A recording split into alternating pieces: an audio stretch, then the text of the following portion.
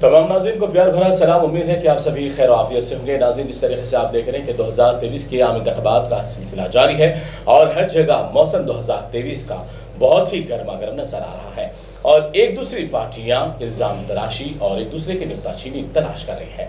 लेकिन दरहकीकत देखा जाए तो कौन सी पार्टी ने रियासत को तरक्की दिलाई, कौन सी पार्टी ने रियासत की आवाम को धोखा दिया, नुकसान पहुंचाया, इन तमाम बातों को लेकर हम हर मौके पर खास मुलाकात का सिलसिला जारी रखे हुए हैं और हर खास मुलाकात के अंदर एक एक नए मेहमान हमारे साथ जुड़े हुए हैं। और आज के खास मुलाकात प्रोग्राम में हमारे साथ आज वज़ीर तालीम मोहतरमा सबिता इंदिरा रेड्डी साहिबा के फर्जंद मोहतरम जनाब कार्तिक रेड्डी साहब आज हमारे स्टूडियो तशरीफ लाए और आज उनके साथ खास मुलाकात का प्रोग्राम है। बहुत बहुत शुक्रिया कार्तिक साहब, आप तशरीफ लाए।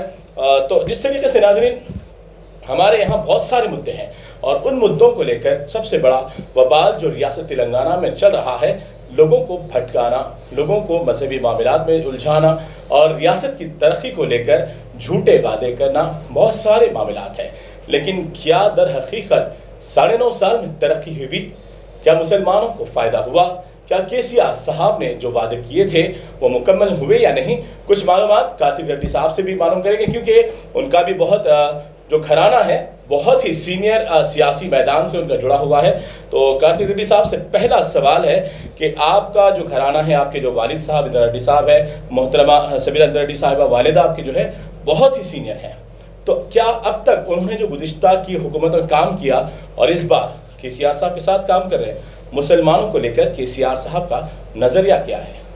पहला चीज़ अब्दुल्ला, मैं आपका शुक्रिया अदा करना चाहता हूँ कि आपकी स्टूडियो में और आपकी चैनल में हमको इस्तकबाल करें। और दूसरी चीज़, अल्लाह का करम है, हमारे वाले साहब और वालदा का जी जो हार्ड वर्क है तकरीबन 40 साल से, अल्लाह का करम है कि हम लोगों के दरमियान में रह सके और उनकी मोहब्बत और प्यार से यहाँ तक पहुँचे, उनका करम है अल्लाह का।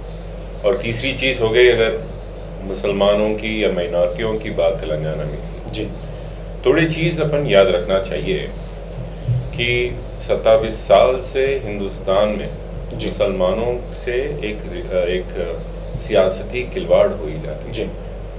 तकरीबन आप 20 साल पहले जब सचार कमेटी रिपोर्ट बाहर आई थी जी, सचार कमेटी रिपोर्ट ये साफ साफ बताती है कि इस देश के, इस मुल्क के मुसलमानों की हाल गरीब से गरीब है जी। सबसे पिछड़ा हुआ हाल इस देश में किसी का है तो मुसलमानों का जी। इस देश में तकरीबन 27 साल से आज़ादी के समय से आज तक अब सबको पता है कि एक ही जमात मुसलमानों का वोट ज़्यादातर लेते हुए आ रही है, वो है कांग्रेस है। और आज मुसलमानों की हाल ख़राब है जी, उनकी तालीम में पीछे पड़े हुए हैं, उनकी फाइनेंशियल और सोशो इकोनॉमिक सिचुएशन पे पीछे पड़ा हुआ है जी। इसकी जिम्मेदार भी कांग्रेस पार्टी को उठाना चाहिए। आज मैं नाज से बता सकता हूँ कि रियासती तेलंगाना में जी सबसे ज़्यादा बजट मुसलमानों का इस देश में मिलता है तेलंगाना। जी, बिल्कुल बराबर। सबसे ज़्यादा तालीम माइनॉरिटी स्कूल्स में मिलता है इस तेलंगाना रियासत। जी, सिर्फ मौला मरज़म को, उलेमा को कहीं तनखी मिलता है वो सिर्फ तेलंगाना में। बराबर, ये बात दुरुस्त है। और दूसरी चीज़ है कि माइनॉरिटी बच्चियों को शादी कराने वाला ऐसा कोई रियासत है तो सिर्फ तेलंगाना। बराबर। ये अगर माइनॉरिटियों से, मुसलमानों से मोहब्बत नहीं है जी, उनकी तरफ इज्जत पेश नहीं की जा रही है तो और क्या है? बराबर। कांग्रेस पार्टी के इल्ज़ाम तो बहुत रहेंगे जी कि आप उनकी सबसे बड़ी इल्ज़ाम ये है कि बीआरएस पार्टी बीजेपी से मिली हुई है जी, एमआईएम पार्टी बीजेपी से मिली हुई है जी। मैं ये बात साफ साफ बताना चाहता हूँ, ये बात मेरी नहीं है, हमारे सदर साहब केसीआर साहब की है, इस रियासत के वजीर आले की है जी, कि हम कभी भी बीजेपी से नहीं मिलेंगे। जी, अगर ज़रूरत है तो सियासत बंद कर देंगे, जी।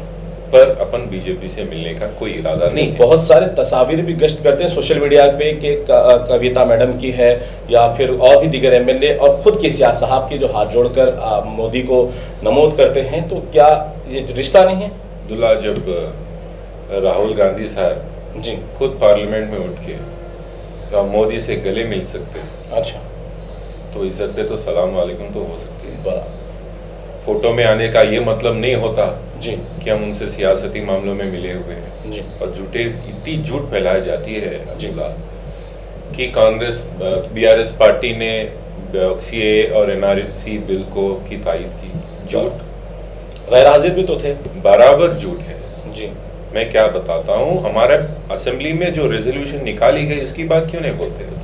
बराबर। सीएए और एनआरसी के खिलाफ जी असेंबली में रेजोल्यूशन जब निकला था जी, उसकी बात क्यों नहीं करती है कांग्रेस पार्टी? बराबर। वो बात भी करना चाहिए। बीजेपी से, मोदी से हमारा कुछ ताल्लुक नहीं है। हाँ, अगर कोई भी पार्टी फिरकापरस्त जमातों से कोई ताल्लुक रखती है तो वो कांग्रेस पार्टी। महाराष्ट्र में कौन सी पार्टी, कौन सी जमात से इनकी अलायंस है अब्दुल्ला? शिवसेना से है। शिवसेना क्या सेकुलर जमात है? बीजेपी के साथ उनका दोस्ताना बहुत गहरा ताल्लुक और कट्टर है। बराबर। शिवसेना की सोच मुसलमानों के खिलाफ और कट्टर है। बराबर। ऐसे कट्टर हिंदू पार्टी से तो आप डायरेक्ट अलायंस में ही है। जी। आप कौन है भाई हमको इल्जाम लगाने वाले?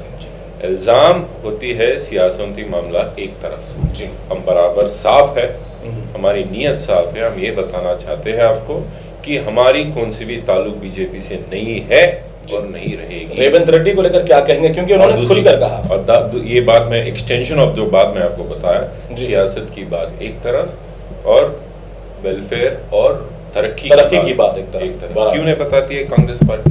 जी। आपका आइडिया, एजेंडा क्या है मुसलमानों के? जी। आप कितने बच्चों को पढ़ाएंगे? नहीं। शादी मुबारक का हाल क्या है? नहीं है। यहाँ पे दंगा फसाद बहुत आपके जमाने में कितने दंगा फसाद होते थे? उसकी बात क्या है? जी। मुसलमानों को कितने साल आप बीजेपी का बुत बताकर, उसका शैतान बताकर वोट लेंगे? जी। वही मुसलमान सिर्फ केले बेच लेना, वही चप्पल बेचना, ऊपर तरक्की नहीं करना, बस वही रहना, डर के माहौल में रह जाना। जी। और हमको कांग्रेस पार्टी को वोट दे, ये कितने साल होगा अब्दुल्ला? 50 साल तो गुजार दिए। 18 में 2014 में मुसलमान बीआरएस पार्टी को वोट नहीं दी, फिर भी टीआरएस केसीआर साहब ने उनकी तरक्की की, उनकी तरफ सोचे। 18 में तो पूरा इस रियासत के मुसलमान केसीआर साहब के पीछे खड़े, उनके हाथ मजबूत करे, उसका रिजल्ट अपन देख रहे। मैं अपील करता हूँ हमारे भाइयों से, भाई ये कांग्रेस पार्टी के बातों में नहीं आना। खुद फिरका परस्त पार्टियों से, जमातों से ताल्लुक रखने वाली कांग्रेस पार्टी यहाँ पे आके किसी को नया फतवा चलाने की उनकी कौन सी भी वो रही नहीं, बुनियादी नहीं रही। और हो गई रेवंत रेड्डी की बात आप पूछ रहे हैं जी, जो उन्होंने खुलकर कहा था कि मैं आरएसएस का ही हूँ, मुझे आरएसएस से मोहब्बत है। तो फिर ये लोग आज आपकी तमाम जो पार्टी है बीआरएस को आरएसएस से जोड़ रहे हैं और बीजेपी से जोड़ रहे हैं, इस पर क्या कहेंगे आप? ये तो मजाक है सबसे बड़ी बात। उनके रेवंत रेड्डी साहब उनके सदर है जी, कांग्रेस पार्टी के इस तेलंगाना रियासत के, खुद बताते हैं कि ना से मैं आरएसएस का, और पार्लियामेंट में उठ के बताया कि अरे हम तेलंगाना के, हमारे सरजमीन से ही आपके फाउंडर का बराबर वो हुआ, उनका यही पैदाइशी मकाम है रियासत तेलंगाना उनकी। तो बताने की जरूरत क्या थी? अगर मैं आपसे मोहब्बत ही नहीं करता हूँ तो आपका जिक्र भी क्यों करूँ? तो उनका सोच साफ है। अभी भी ये नहीं बता रहे कि मैं आरएसएस के खिलाफ कुछ ताल्लुक रखता हूँ या उनके खिलाफ कुछ इरादा रखता हूँ। आज भी साफ साफ नहीं बता रहे रेवंत रेड्डी, बताए तो बयान बताइए जी, बराबर। लेकिन आप कार्तिक साहब ये कहना चाहते हैं कि जो 50 साल में कांग्रेस ने नहीं की वो 9.5 साल में बीआरएस ने करके दिखाया। देखिए भाई, मैं ये नहीं बता रहा हूँ कि पूरा ये एक जन्नत हो गया, नहीं हो, बहुत सारे काम है। मैं ये नहीं बता रहा हूँ कि जन्नत हुआ, पर मैं पक्का बता सकता हूँ कि कांग्रेस पार्टी के हुकूमत से तो केसीआर साहब की हुकूमत ज्यादा करी, बेहतर है। हाँ, ये तो मानेंगे, सब मानेंगे, क्योंकि आसरा पेंशन है, बहुत सारे स्कीमात है, शादी मुबारक, इमाम मौज़न, स्कॉलरशिप्स वगैरह है, तो बहुत अच्छी। लेकिन मुसलमानों को लेकर हर हुकूमत टारगेट करती है कि मुसलमान कमज़ोर कहती है, लेकिन बीआरएस की नज़र में मुसलमान क्या कहती है, क्या है उनका हक और उनकी कितनी उनकी ताकत है? आप देखिए, हमारी पार्टी में, हमारी जमात में जी, हमारे होम मिनिस्टर कौन है? मुसलमान है। हर मीटिंग में सीएम साहब तो इमामी शरीफ तो पहन के निकलते, इमाम ज़मीन बराबर मानते हैं जी। कभी भी हुआ कोई अगर सिंबॉलिक रिप्रेजेंटेशन के लिए, मोहम्मद अली साहब तो बगल में बैठते, बाजू रहते। हर उनकी जलसे में उर्दू में तो 2 मिनट बोलते हैं, हमारे बराबर बोलते हैं। वो हमारी इज्जत है, वो हमारी मोहब्बत है। दिस इज रिप्रेजेंटेटिव पॉलिटिक्स जो एक मिसाइल के दौर से उन्हें पेश करना चाहते हैं कि मुसलमान are part of this government. उससे ज़्यादा तो क्या होगा अब्दुल्ला? कांग्रेस पार्टी कर सकती क्या? मैं चैलेंज करता हूँ कि आप होम मिनिस्टर बनाएंगे एक मुसलमान को? अभी तक तो खुद उनके हम सीएम का बनाएंगे। चेहरा नहीं है सामने। आप होम मिनिस्टर, ठीक है, आप बताएंगे हम सीएम बन जा रहे, अगर बने तो भी आप होम मिनिस्टर बनाएंगे। मैं आप बात बताता हूँ, ये लोग आज रिप्रेजेंटेटिव पॉलिटिक्स के बारे में बात करते हैं कांग्रेस के। 2009 से 14 जब राशिद साहब गुजर गए थे, जी कौन था एक मुसलमान कैबिनेट में, नाम बताइए। नहीं। आप कैसे, आपकी क्या इज्जत बची मुसलमान, सिर्फ कांग्रेस पार्टी वोट चाहिए मुसलमानों का, उनका तरक्की नहीं। जी नहीं, ये बात साफ पता है, हमारे भाइयों को पता है ये बात जी कि तेलंगाना रियासत के मुसलमानों के बात साफ पता है, सिर्फ ये लोग हमारा वोट चाहिए।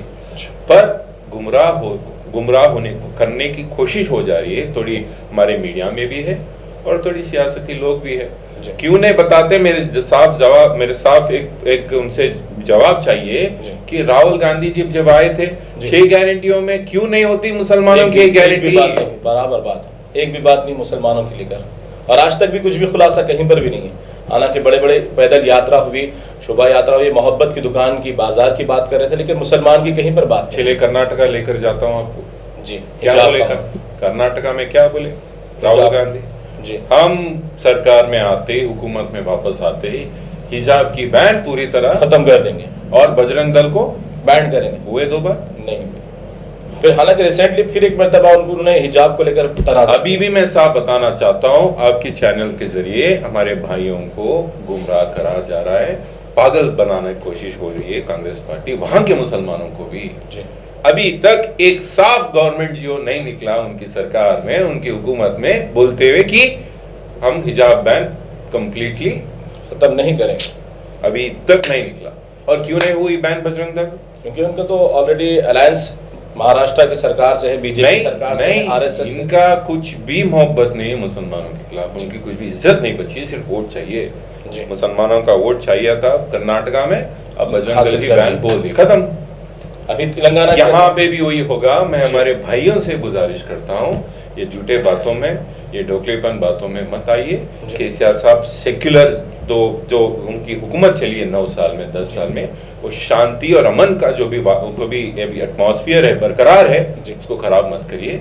कांग्रेस पार्टी पे भरोसा मत करिए। तो जिस तरीके से आपने बताया कि अभी जन्नत नहीं बनी और शायद इसको टाइम लगेगा, तो माइनॉरिटीज को लेकर अभी जो मजीद स्कीमात आने वाले हैं उस पर आप क्या कहेंगे? यानी अभी मुसलमानों को भरोसा फिर एक बार करना चाहिए। मैं बताना चाहता हूँ कि पहला रियासत है, अपन नाज से बोलना चाहिए कि हमारा रियासत पहला ऐसा रियासत है जहाँ यहाँ के उलेमा और मस्जिद मौलाना को तनकी मिलती है, हदिया वगैरह दिया जाता है, सब कुछ यहाँ पे मिलती है। और हमारे ईद के टाइम पे भी यहाँ पे तोहफे आते हैं। सिर्फ हमारा रियासत बराबर इफ्तार का भी इंतजाम होता है, कौन सा भी रियासत नहीं है यहाँ पे।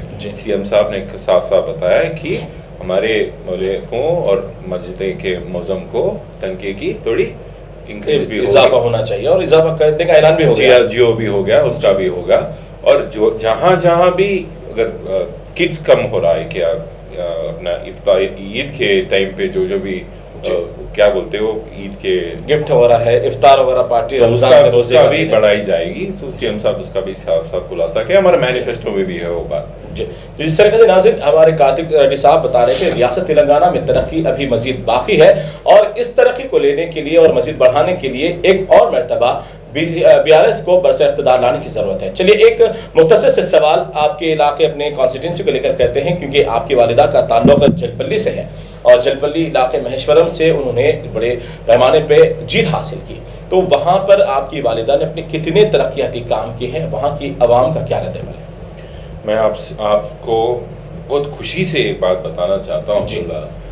2009 में पहली वक्त मेरे पे जब हमारे अम्मा वालदा यहाँ पे कंटेस्ट करे थे, ये अपने हल्के महेश्वरम में, वहाँ पे जब महेश्वरम हल्के में जलपल्ली भी एक इलाका है, मैं जब पहली वक्त वहाँ पे कैंपेनिंग निकलता था, वोट पूछने, घरों पे पहुँचने की कोशिश करता था, गाड़ी नहीं जाती थी। अच्छा, रास्ते से हम थोड़ी दूर बाइक में जाना पड़ता था और उसके बाद पैदल निकलना पड़ता था। गरीब लोग यहाँ की एरिया, जलपल्ली की एरिया में कम रेटों पे लैंड मिलने से, जब बिना कुछ सहूलत के, बिना रोड के, ड्रेनेज के, या वहाँ पे कोई से भी सहूलत के बिना वो लोग वहाँ पे प्लॉटा खरीदे और घर बना लिए। वो उनकी मजबूरी थी, उनकी गलती नहीं है, वो मजबूरी है। अब ऐसा कौन सा भी एरिया वहाँ पे जलपल्ली में बचा नहीं जी जो कार नहीं जा सकती। जी वही सर्टिफिकेट हमारा तरक्की का है। जी 5 साल पहले इस एरिया में पानी का बहुत बड़ा प्रॉब्लम था। जी इतनी बड़ी मसाइल थी पानी की, मैं कहीं पे भी जाता था सिर्फ पानी पिलाओ ये बात चलती। जी मैं आपको बताना चाहता हूँ कौन सी भी घर नहीं बचा हुआ है जलपल्ली में जहाँ मीठा मीठा पानी नहीं मिलता। जी यानी वो हमारी सर्टिफिकेट है, तरक्की हुई। वो हमारी सर्टिफिकेट है। पूरे अंधेरे में रहता था पूरा बस्ती, पूरा लाइटों से अभी भरे हुआ है, वो हमारा सर्टिफिकेट है काम करने की। स्पेशल ग्रांट से तकरीबन 200 करोड़ से ज्यादा पैसे लेकर आकर सिर्फ माइनॉरिटी एरिया में डेवलप करने वाली एक ही ऐसे एक विधायक है, ऐसी एमएलए स्टेट में है, वो हमारे वालदा। जिस तरीके से हजारों लोग नहीं बल्कि मैं समझता हूं कि उस्मान नगर का जो मामला है सारी दुनिया में फैला था, क्योंकि एक मसरूफ तरीन इलाकों के दरमियान एक इलाका डूबा हुआ है और कई लोग उसके अंदर मुतासिर हुए। तो वो भी आपके वालिदा के कॉन्स्टिट्यूंसी में आता है और वालिदा ने आपने कई मरतबा उसका दौरा भी किया, लेकिन उस्मान नगर को लेकर आज भी लोग तजस्सुस का शिकार है। उस पर क्या खुलासा करेंगे आप? Abdullah, I feel bad. मैं वहाँ पे जो भी घर है उनके, मैं उनका बहुत दुआ करता हूँ भगवान से कि उनको हर तरीके से कुछ ना कुछ रेजोल्यूशन मिले। पर आप समझना चाहिए कि जो भी घर उस्मान नगर में बने हुए थे वो पूरे एक तालाब में बने हुए थे।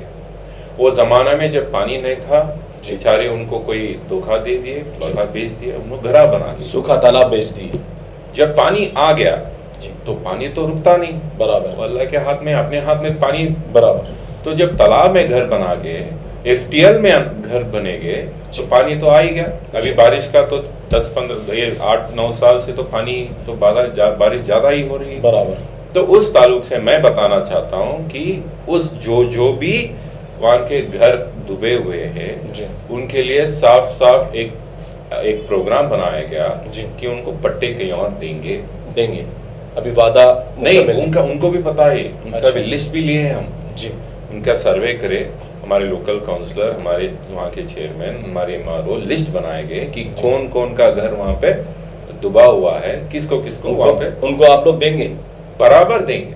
इंतखाबात के मुकम्मल होने के बाद शुरू हो गया काम और काम को पक्का करके देंगे। तो घबराने की जरूरत नहीं उस्मान नगर की, उनकी घबराने की जरूरत नहीं है। मैं बयान ही कर रहा हूँ, आपके सामने बयान कर रहा हूँ, जो भी उनका घर वहां डूबा हुआ है उनको प्लॉट मिलेगा। चलिए, बड़ी बात है नाज़रीन, क्योंकि उस्मान नगर को लेकर कई कमेंट्स हैं और हजारों लोग मुंतजिर हैं कि आखिरकार सविता रेड्डी क्या कर रहे हैं कि उस्मान नगर में हजारों लोग मुतासिर हैं। लेकिन आज एक बड़ा खुलासा कार्तिक रेड्डी ने किया है कि बिल्कुल वहां पर डूबे हुए मकानात वालों को पट्टे के जरिए जमीन अलाट किया जाएगा। हो सकता है जो स्कीम हुकूमत की जानिब से 3 लाख रुपए घर बनाने की है वो भी इसमें जरूर मदद हासिल होगी। चलिए, एक आखिरी सवाल, एक इल्जाम के जो हिसाब से आता है, चाहते तो आप लोग उस्मान नगर के हालात को तभी तब्दील कर सकते थे, इतना लंबा अरसा नहीं गुजरता, आप लोग वहां का जो पानी जो रुका हुआ था वो छोड़ सकते थे, लेकिन आपके कुछ दोस्त अहबाब के जमीनात खराब होने की वजह से आप वो डर से नहीं छोड़े। गलत बात है।